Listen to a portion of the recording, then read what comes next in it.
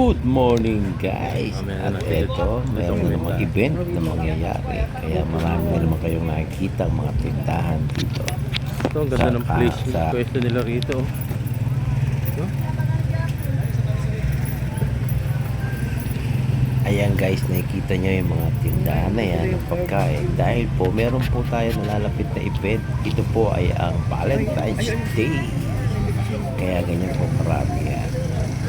Mga tindahan. Yan po ay nag-start ng umaga or hapon until gabi po sila dyan. Tapos yan po ay magiging 15 days. Magiging 5 araw bago magtakda ang araw ng Valentine's Day. Kaya ano pa hinihintay nyo? Tara na dire sa Kapitolyo na Kapitolyo at iba't ibang uri ng pagkain dito. Marami po silang mga pagkain dito guys. Kaya guys, ano pa yung naantay nyo guys? Tara na, tikman dito ang mga iba't ibang dish dito sa Kapitolyo mismo guys.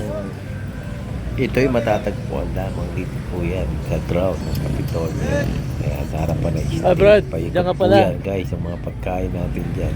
At ito ay bagay na bagay sa mga magsising tiro o agento ng boyfriend guys. Kaya ano pa hinihintay nyo guys? Tara na, ipasyon mo rito ang inyong mahal sa buhay para makatikim ng iba't ibang pagkain dito sa ating Bukidnon ng lugar guys. Ayan o. Yes guys, maraming pagkain dito, hindi ko naisa-isahin. Andiyan po mga ihaw-ihaw, barbecue, street food, at may mga burger guys. Hindi ko na po isa-isahin dahil napakarami po yan. Affordable po yan guys sa mga nagpa-budget. Ayan po, tara na po, dito po tayo sa Kapitolyo sa ating lugar guys, sa Bukidnon. Ano pang hinihintay nyo, magsiyabas na kayo dyan. Tara na guys, let's go!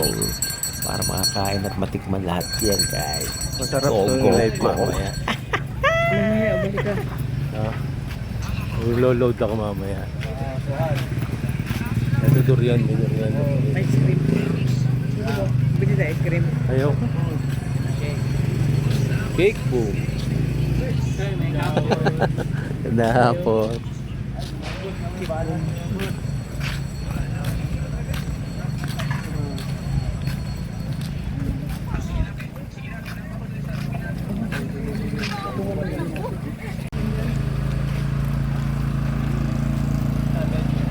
Spring roll to pieces. 59. Di ba hanggang dito lang sila, no? Ayan guys, thank you for watching guys sa aking mga video. Don't forget like and share my Yun, no, account kagaya ng mga on siomay na yan, TikTok at ito. YouTube account. Thank you guys. Ingat po tayo lahat. God bless. Bye bye guys. Alas TV. Bye.